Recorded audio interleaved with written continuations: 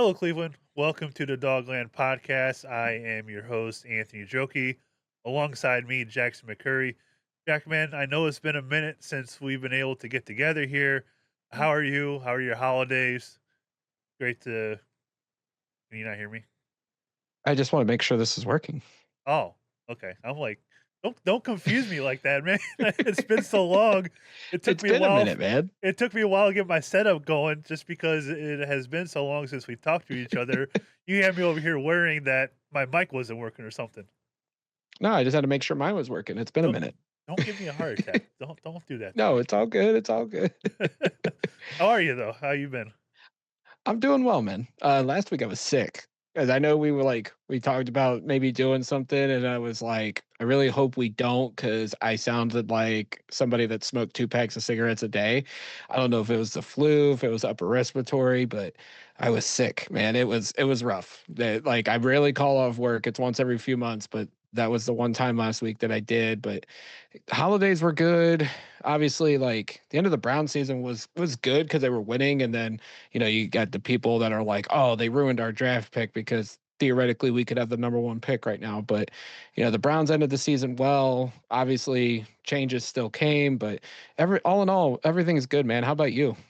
Yeah, I had a really nice holiday. It was really crazy with work and everything, but not only that, spending lots of time with the girlfriend, which included 2 trips up to Michigan to see her family and to see her.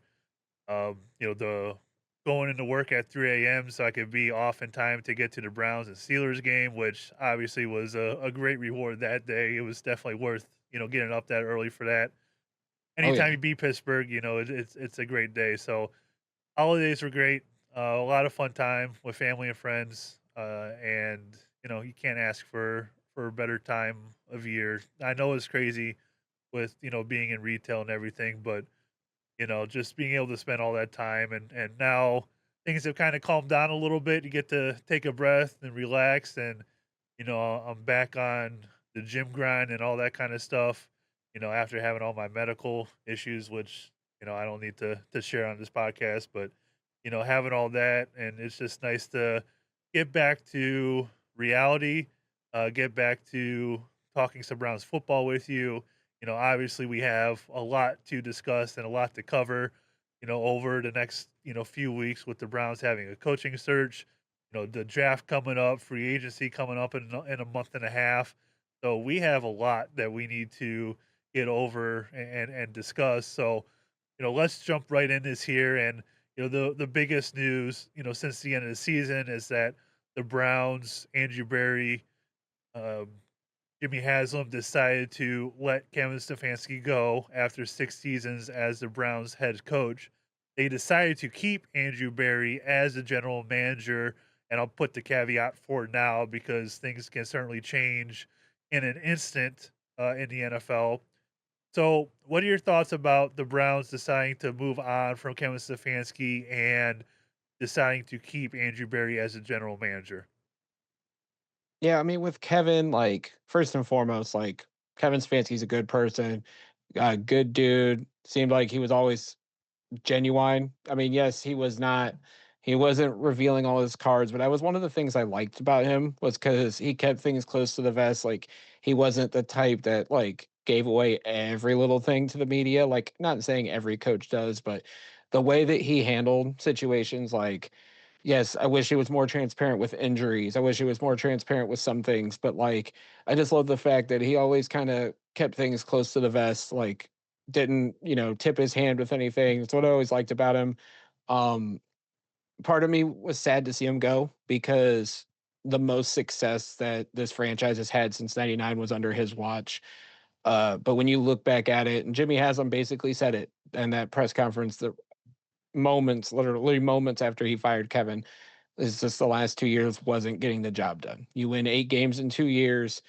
The quarterback position still was a question mark throughout everything.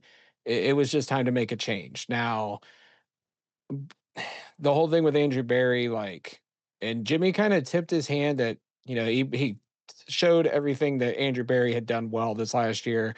that made me think, Anthony, that there was stuff behind the scenes where Andrew wasn't the final decision maker when it came to the roster. And we all heard those rumors after Paul DePodesta left, but we didn't know if it was true or not. But Jimmy kind of made it sound like it was true that DePodesta was the final decision maker, which obviously is just going to spell disaster. And that was apparent with some of the moves that was made and how our record ended up. But I always thought like if one goes, both were going to go. But at the same time, Andrew Berry was hired after Kevin Stefanski. So Andrew Berry had never gotten the opportunity to pick his own head coach. Now he's, based on everything that we're told, is making that decision. Obviously, Jimmy and D Haslam and probably JW Johnson get to approve that hire. But from the looks of it, Andrew Berry gets to make the choice. We'll see how it shakes out. And if it doesn't work out, then obviously Andrew Berry will be the next to go and we'll be in the never ending cycle that we've been on. Yeah, it kind of seems like, and we've been in this situation before where, all right, we've let the GM go. We decided to hire a new GM, stick with the coach that we have. The next season, we let the coach go, keep the GM, and then it's just like you said, it's a never-ending cycle of what it's been like over these last 27 years of the Browns re-existing and coming back to the league. So I'm totally fine with giving Andrew another shot, especially if you're right and he wasn't the final decision maker. If this draft class was all Andrew Berry, then that gives you great hope for what's to come. You have 2 first round picks. You have, I think it's 4 picks in the top 100 at right now. So, including 2 first rounders. And you would hope that if this is fully in his control, that they're able to, make some noise and acquire quite a decent amount of talent. They need wide receiver. They need to fix the offensive line. I think the offensive line is the second biggest thing behind the quarterback, which we already know. Um, but I think that what we saw this past season, there's certainly an opportunity here um, for Barry to get things right if he has another draft class like this one. So if you hit on those 4 top 100 picks like he was able to, this last draft, if you minus Dylan Gabriel, but you could kind of give him credit for Fannin, who came later. You're certainly hopeful of the way things could be, and obviously have free agency in there as well. So I'm not surprised that they let go of Kevin. You heard those rumblings for quite a while. And look, I'm with you. Kevin, great guy, great head coach, really seemed invested in the community with his wife. Like they love the city of Cleveland. Him taking an ad out in the paper after being let go, extremely classy. Like the dude was pure class the whole time that he was here. And he's definitely somebody that needed to be here after all of the turmoil that they have had, that the Hasles have had with different head coaches. Like they needed somebody to stabilize the head coaching position, and over the 6 years, he was able to do that.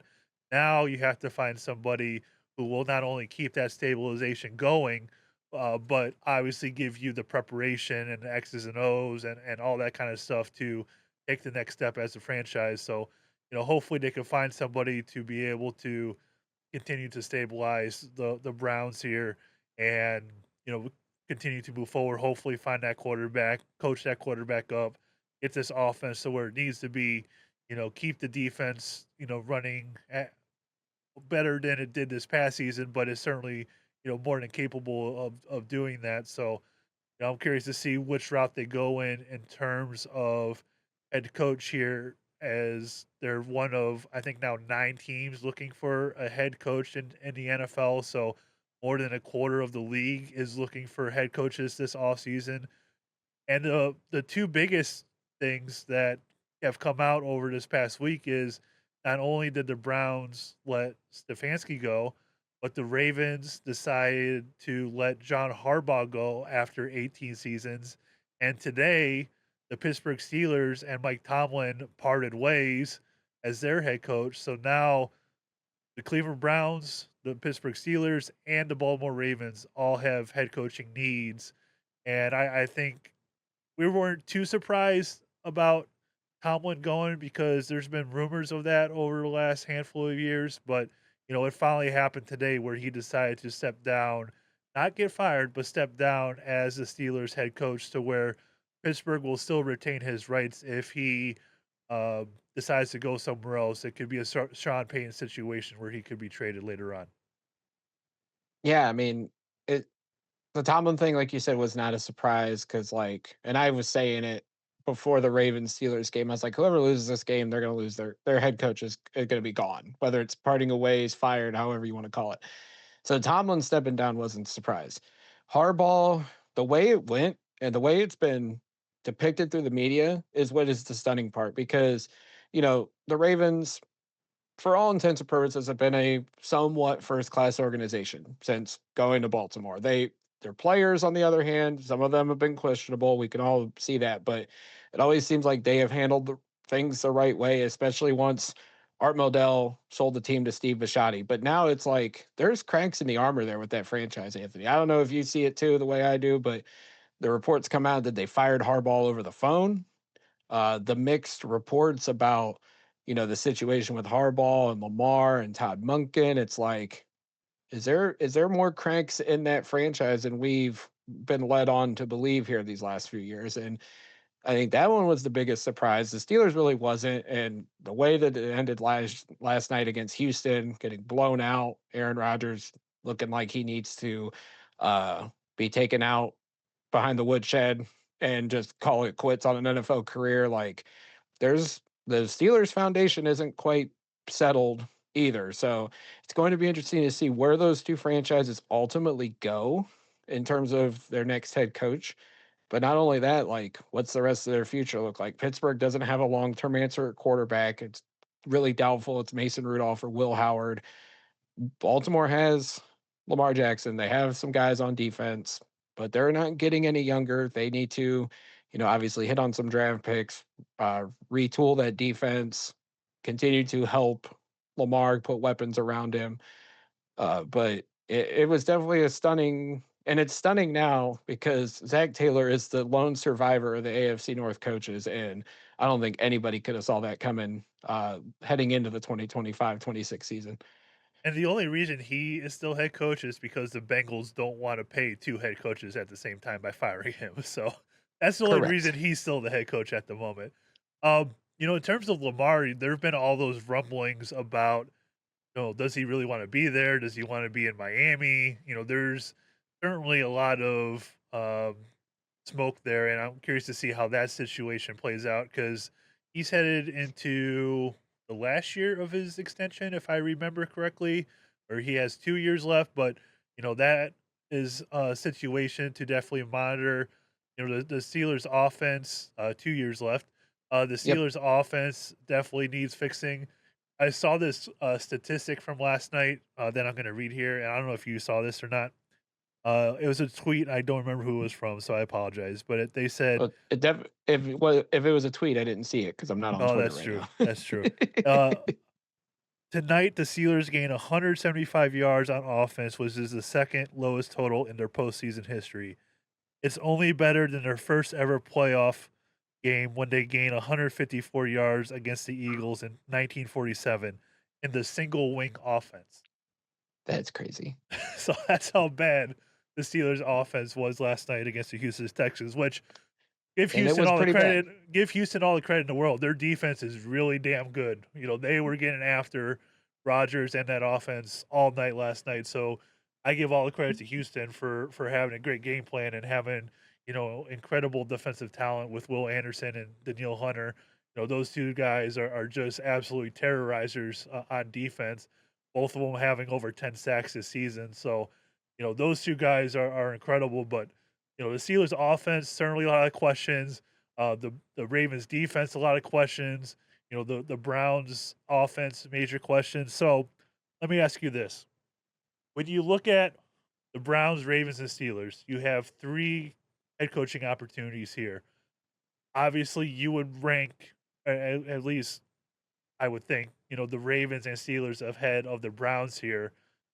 If you're a head coaching candidate, which situation attracts you most, and which one, if you're like an offensive guy, would you lean towards? Which one, if you're a defensive guy, would you lean towards? Like, if you're the role play the role of a head coaching candidate, like when you're looking at each of these teams, what are your thoughts when comparing them on paper? Well, if I'm an offensive minded head coach, you definitely look at Baltimore because obviously they have their quarterback situation figured out, at least for now. You have Lamar, multi-time MVP. You got 2 years with him, hopefully more. I mean, the owner pretty much said they want to get his contract extension done. They have Derrick Henry, obviously, who doesn't look like he's slowing down. I mean, still one of the best backs in the league. You have Mark Andrews and Isaiah Likely at tight end, Zay Flowers at wide receiver. Offensive line has question marks, but if you're an offensive minded head coach, you're probably putting Baltimore ahead of the top three. If you're a defensive minded head coach, you you're looking at both Pittsburgh and Cleveland. Pittsburgh is getting older. Obviously, Cleveland's getting older, but they do have young pieces to build around. You know, TJ Watt's getting ready to enter year 10. Cam Hayward's probably going to retire after 15 years. You have Alex Highsmith, you have Nate Herbig, so you have some young guys that you can build around for the next 5 to 10 years potentially. You have Jalen Ramsey, who's over the hill at this point, in my opinion. You have Joey Porter and you have Asante Samuel Jr. in the secondary. So both teams have young pieces. It pretty much comes down to, do you want to? I think this is what it comes down to with every franchise, Anthony. Which culture is better? Like Pittsburgh's obviously had 19 straight winning seasons under Tomlin. I forget how many they had under um, Cowher before that. Obviously, they won the Super Bowl in Cowher's last year. The culture's better. I mean, obviously, there's question marks on the offense, so you'd probably pick Pittsburgh over Cleveland. And that's, I'm not trying to show bias. I'm just trying to be thoughtful and having my opinion. Obviously, Cleveland has Miles Garrett. They have Carson Schwarzenegger, Denzel Ward, Mason Graham, Grant Delpit, potentially JOK coming back if that's at all likely. Like, and Andrew Berry says we got ample cap room because we got that still got that cap flexibility. We got 2 first-round picks. There's some pieces on offense, so it's just I think it comes down to which situation am I best suited to win in? Am I best suited to win under the Rooneys or the Bashadis or the Haslams? And I mean, if you're going to be honest, you're probably putting Cleveland last just because of Jimmy Haslam's track record. Obviously, he's not afraid to spend money. There is some pieces here, but there's a lot of major question marks on that offensive side of the ball. Yeah, definitely. Lots of question marks all over the place. It's tough because I think that each team, probably needs a different style of head coach. I feel, Baltimore needs a really high powered offensive mind to, continue to get the most out of Lamar. They'll need a strong defensive coordinator to help fix that defense. Pittsburgh, culture guy, whether it's offense or defense, I don't think it really matters as long as you have a guy that is able to set the culture there and continue. Uh, the Steelers only having 3 head coaches since 1969. Like they need to continue to work on that and find a guy that's going to be there for 10 plus years. The Browns. Do you go with a defensive guy to kind of continue what this defense is like? Do you need to hire a strong offensive guy in order to, you know, develop a quarterback, whether that's Shador or somebody in the draft? Do you want a culture guy to be able to, continue the stability that they have had over the last 6 years under Stefanski? Like, there's so many different options for Cleveland, but I feel like when you look at Baltimore and Pittsburgh, there's only one kind of style of head coach for both of those teams. Yeah, I mean, we don't know who Pittsburgh's planning on requesting to interview because obviously this news is still very fresh. The Tomlin stepping down. We would just look at who Baltimore has interviewed so far. They interviewed Flores today, Brian Flores, Vikings defensive coordinator. I think that fits the mantra of the Ravens as their franchise in terms of culture. Obviously, defensive heavy, defensive oriented head coach. You look at their history, which, well, actually, we can. That's actually a false statement because they had Brian Billick, who was an offensive guru. Harbaugh was a special teams guy. but we know their defense has always been strong. They've also interviewed Anthony Weaver. They've interviewed Vance Joseph. So, they like their defensive guys. But they've gone offense too. Cliff Kingsbury, Clint Kubiak, Matt Nagy, Kevin Stefanski, and Davis Webb, who's the Broncos QB coach. So they're doing a wide net search as it looks, and they're trying to get Joe Brady in for an interview as well. So they want someone that's going to be a hard-nosed leader that's going to, hold these guys accountable. And I think that's ultimately what each franchise needs. The Steelers have had their history with their wide receivers. Obviously, Aaron Rodgers being Aaron Rodgers and how he's acted this year, like you kind of need a guy that's going to nip things in the bud. But Mike Tomlin's done that. John Harbaugh's done that. Cleveland needs somebody like that. You don't need somebody like Matt Campbell who's going to, or not Matt Campbell, Dan Campbell, who's going to come in and be a screamer or be like a Mike Vrabel, even though we had Vrabel in the building. And that's a whole nother hot topic everybody wants to get into. But you just need somebody that's going to be a leader and hold guys accountable. Like, as much as we love Stefanski, he wasn't that guy. He tried to be that guy, and it was pretty apparent he couldn't be that guy. Like, you don't need somebody who's going to be a screamer, but you're going to need someone to at least get everybody's attention, demand their respect, earn their respect. Like, you need that kind of leader, and Cleveland needs that in the worst way. Baltimore and Pittsburgh have always had that. So hopefully whoever Cleveland's next guy is will be that kind of guy. All right, so let's look at some of the guys that they have brought in because it does seem like a wide net that they are also throwing out there. So, obviously you would love to have Harbaugh, and we'll see if they interview him at some point. But they've requested like Nate Shieldhouse, the quarterback coach of the Rams, Grant Udinski of the same in Jacksonville. Um, you're gonna have to help me out here with all these names because they've brought in so many. I saw they're Oh yeah. interested in Well, Munkin, like yeah, Mike they McDaniel. okay. I was gonna say, you want me to run through who they've interviewed so far? Yeah, if you got the whole list there, go ahead. Yeah, I went. Yeah, so they interviewed Schwartz and Reese, which we knew about. We knew they would be internal candidates. They interviewed Dan Pitcher, the Bengals offensive coordinator, and that one is the one that the media has been talking about a lot. He worked with Barry in the scouting department at Indy. Joe Burrow's had high praise for him, but don't know too much more about him because he doesn't even call plays in Cincinnati. So interesting to see how he is behind the scenes. Dirty, the Seahawks defensive coordinator. I know they did a Zoom interview. They haven't done a actual face-to-face interview. Todd Munkin they interviewed, and Mike McDaniel they interviewed yesterday. But you did mention Shieldhouse, Udinski, which they may or may not be interviewing him today because from the interwebs, I've heard Jimmy's plane was in Jacksonville, so that's something to keep an eye on. But yeah, they requested Jesse Minter. I remember that one too because that was one of the guys that I've really liked throughout this whole process. That I wouldn't mind seeing the Browns hire if they go the defensive minded route. So, is there any guys that you listed there that moves the needle for you? I mean Harbaugh, but I feel like that one's definitely a long shot. And you get the media reports that they've mentioned the Titans, the Falcons, and the Giants, and they're like, well, there's mutual interest with the Browns, but it just seems like they're the long fourth option for Harbaugh. Maybe we'll get an interview, maybe we won't, but like Mike McDaniel, he was okay in Miami. Like he definitely doesn't scream the leadership type right or role right for me. It seems like he's a goofy offensive minded head coach, but his offense, I mean, everybody could say what they want. That offense was zinging in Miami at times with Tua and Tyreek Hill and Jalen Waddle and the running game. Like, I know there's some media heads saying that won't fit in Cleveland. It'll fit in Cleveland. No doubt it'll fit in Cleveland. If Kyle Shanahan could get that offense to fit in Cleveland only for a year before things derailed, I think Mike McDaniel can do it. I mentioned Jesse Minter. Love him. Other than that, like these other names, like Udinski's obviously like the Sean McVay, like who is this guy candidate?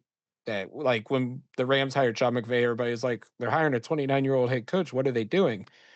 The Rams knew what they were doing. So if Udinski is this next Sean McVay type that everybody's raving about, like why don't the Browns just pull the trigger on it? You got to be patient with them because obviously the offense needs overhaul. But other than that, like I am a fan of Chris Shula.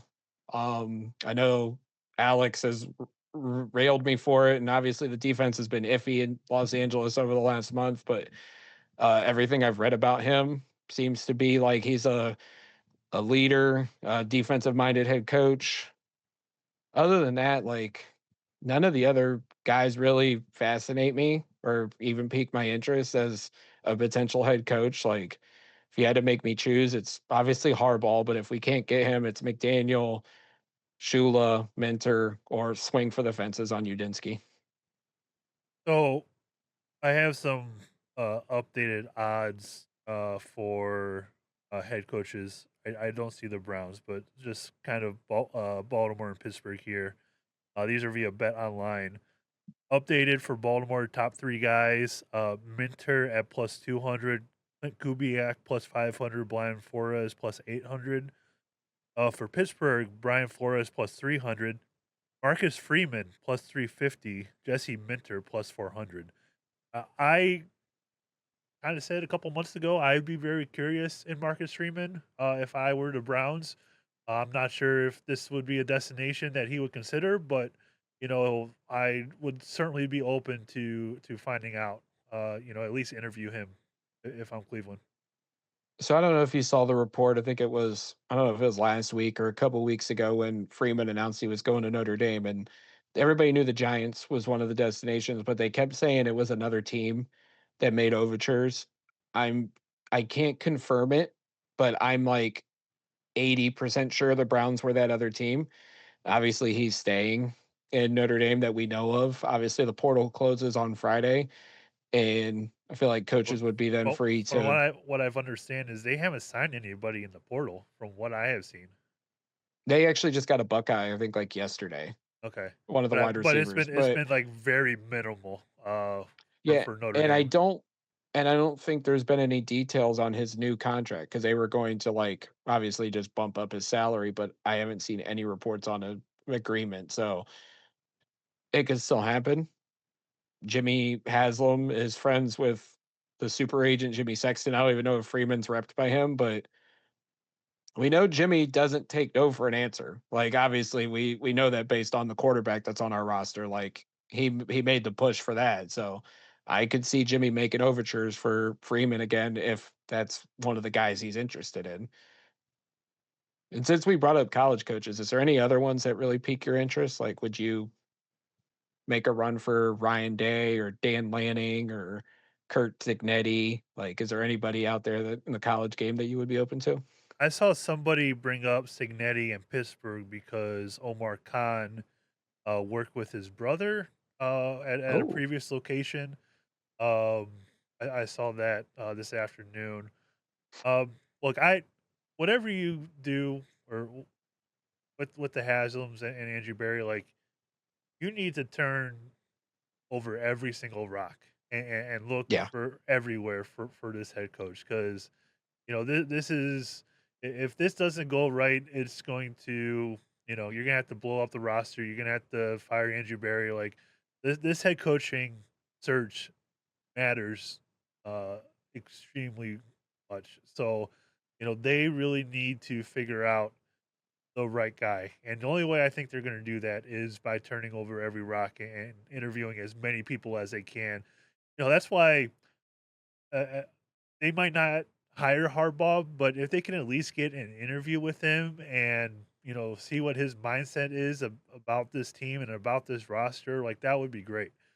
But you know, they really need to find or search everywhere for this guy. So whether that's Signetti, whether that's Brian Day, whether that's Dan Lanning, Marcus Freeman, all these other guys that we've requested interview, like, it's totally fine if you interview 18, 20 guys and then you narrow that down to like five and then, pick from there. So, you know, totally okay with this taking a minute because I feel like with 9 head coaching vacancies in the NFL, this is going to take 2 or 3 weeks for everybody to figure out where all the domino pieces are going to fall. So, you know, if you have that time, use it and Find the best guy for your organization, which is what they need at the moment.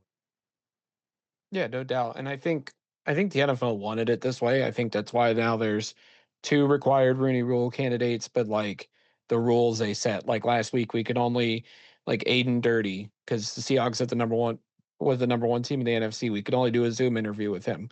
Um, I don't know how the rest of the candidates worked. I know that McDaniel was obviously here last week. I don't know if Munkin was a Zoom interview, whatever. Like, and some of those, I think you had to do two in-person interviews to satisfy the Rooney Rule. So McDaniel was one.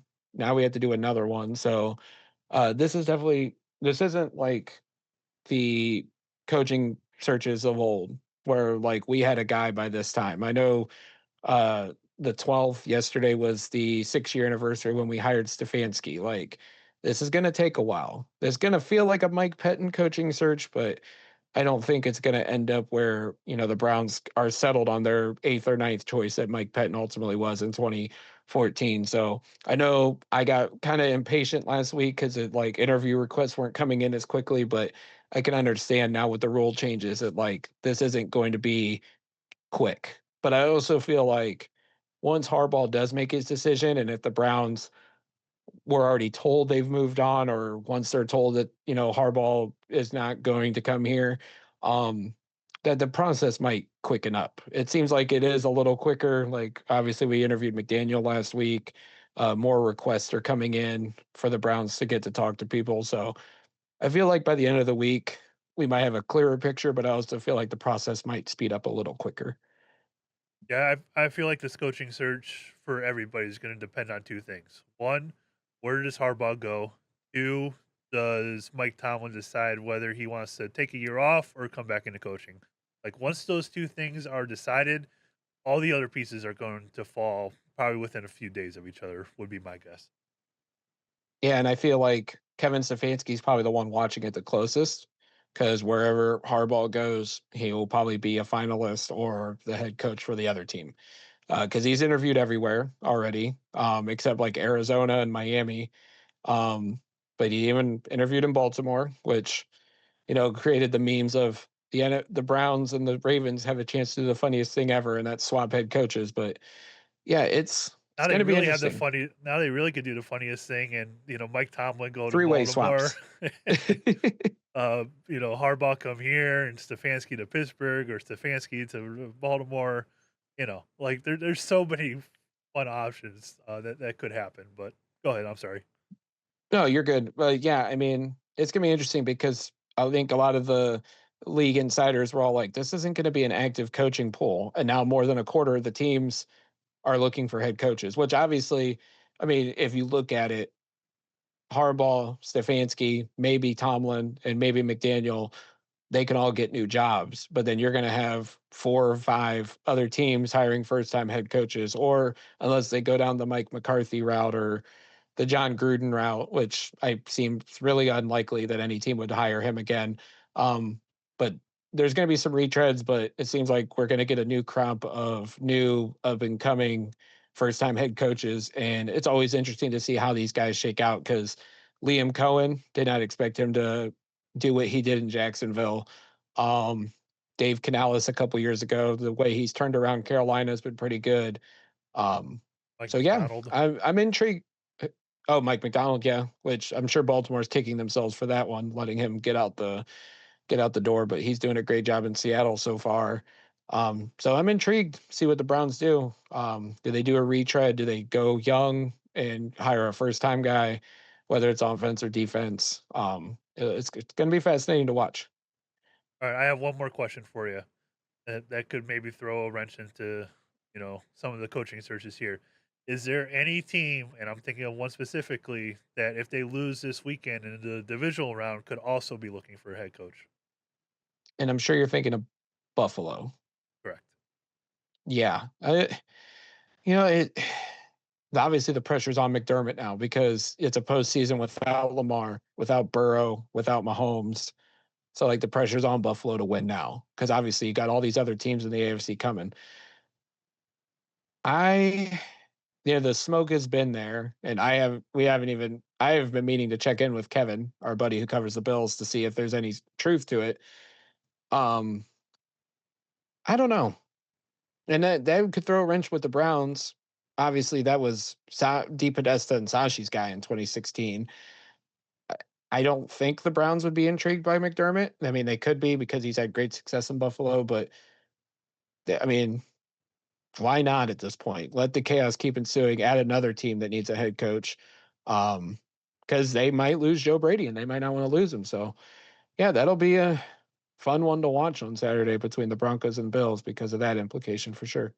Yeah, very curious to see how that shakes out because there's nobody in the NFL under the most pressure than Josh Allen right now. So, Oh, no doubt. we'll see what happens. And for a while it looked like they were not going to win this past weekend either. So against Jacksonville, they were able to pull that one out. So we'll see how it all shakes out this weekend. Is there anything else in regards to this coaching search at this moment that you wanted to cover here? Well, because we didn't really hit on it, but obviously, like the elephant in the room is Jim Schwartz. And, there's been reports that, the Browns want to keep him. I guess there's been discussions and interviews that like they are asking coaches if they would keep Jim Schwartz, some even asking about Tommy Reese. Do you feel like the Browns need to go offensive minded in order to keep Jim Schwartz? Or if they are so inundated of keeping him, would you be mad if they hired him as head coach? So if they're telling um, guys like offensive guys, like you need to keep this guy as your defensive coordinator. Like at that point, just make him your head coach and hire, whoever. I guess really the only one that they could hire is OC that they have interviewed would be McDaniel, um, Shieldhouse, who's a quarterback coach. I guess Munkin because you know Harbaugh was let go, and they're probably up. So, if you want to keep Schwartz in that role, or on this team with this defense, like make him your head coach and find him a very good offensive coordinator. Um, I don't know if that's the route that they would go, um, but Jim Schwartz, I don't think should be um, the reason you don't hire somebody. If a guy who you really want doesn't want to keep him, then you believe in that guy and he'll find another defensive coordinator somewhere. Like so if I'm a coaching candidate and they're telling me to hire or that I have to keep Schwartz as my DC and you want to keep him there, great. If you don't, then and they're not will if the Browns aren't willing to budge from that, then I'm moving on and going somewhere else. Yeah, I'm totally with you. Unless you're like a young first time, like say it's Grant Udinski, the Jags OC or whatever. Is he the OC in Jacksonville? Yes. If you're him and you're 29 years old and you're your first time, you're getting the keys, you might want to look at what Sean McVay did because McVay kept Wade Phillips or brought in Wade Phillips those first couple years he was the head coach of the Rams, and I think like that did wonders for him. Um, yeah, if that's the case, like if you're hiring one of these young first time offensive minded guys, like you have Jim Schwartz, who's one of the best DCs in the league. Obviously, he's been great here in Cleveland the last couple years. Like I think you lean on that, and I think you talk to Jim and be like, "Help me out. I'll make you my assistant head coach. You lead the defense. You work on the defense, just to make things easier with me. My first couple years easing into the head coaching role. I feel like that would be smart, but like, and maybe even Mike McDaniel, because Mike McDaniel obviously had problems with the Dolphins defense, especially after Vic Fangio. I think he was down there. He left and went to Philly. Um, I feel like that would be great for Mike McDaniel, so he can just focus on the offense, focus on getting the quarterback position right. Like, but I hope they're not trying to force it because they tried this in 2019 with Freddie, and then obviously Freddie ended up being a head coach, and we know how that worked out. But I remember there was reports that like they were trying to get people to keep Freddie as OC, and then they obviously ultimately hired him as head coach. So don't force guys on your staff. Like if you're very interested in them, sit down, talk with them, and then make that decision. But like, don't try to mandate it, which I don't think they're trying to mandate it, but obviously they're trying to encourage candidates to keep guys. If you're letting a guy come in to be the head coach, you got to let him pick his own staff. It's happened time and time again here, and they can't let it continue to happen because it doesn't spell success. Yeah, and maybe the only reason they hold on to Tommy Rees and a guy like Jim Schwartz is maybe if you bring in a guy like a Marcus Freeman, you have an OC, you have a defensive coordinator in place. Freeman probably more the program builder, CEO type of guy, or even if they go a Signetti route or something to that aspect, like you have these guys that are already here, you know, maybe this is your culture setter that you're bringing in, and you want to keep these guys in place. Yeah, without a doubt. Like the only position coaches I'm like fearful of losing is Tarver, the linebacker coach, because he's been great since the moment he got here. And even some of the other defensive coaches. I think it's Brandon Howard's the DB coach, this the corners coach, and then Banda, who's getting some interest from the Cowboys to be a DC, the safeties coach. Like those guys are future DCs. I don't want to lose them yet. I just feel like they've been great, but like obviously it all hinges on who the head coach is and then what happens with Schwartz. Because if Schwartz gets a job somewhere else, I can see him plucking some of those guys to join him wherever he ultimately ends up, unless he stays in Cleveland, which that would be nice as well. If you make Schwartz your head coach, you can move one of those guys up to your defensive coordinator and learn a little bit more. Yep. Certainly a lot of options here, and like I said, this is something that's going to probably take a couple weeks. And as I say that, watch within the next 48 hours I hire somebody. It's just how it goes around here. Yep. They'll hire Mike McDaniel within like the next 1 to 2 days, and we'll be back and be like, we were wrong. I won't even get this podcast uploaded and be like, oh, the Browns have hired a head coach, kind of a thing. It's just sometimes how it goes with us and how we record these things. So, all right. As we get on out of here, be sure to give Jack a follow on X at Jack McCurry08, me at Anthony Joki, Joki, the Dawgland on every platform out there, including X, Facebook, YouTube, TikTok, all the places. Be sure to On subscribe social to us media. on YouTube. Yes, definitely appreciate it. Give a thumbs up to this video. Really helps us out. Hit that subscribe button. Definitely helps us out there too. But until next time, we'll be back quite a more often than we have been because it is off season. The holidays have calmed down. Have a lot to talk about as there always is in January and February with the Cleveland Browns. So we will be back. And until next time, always remember, go Browns. Go Browns.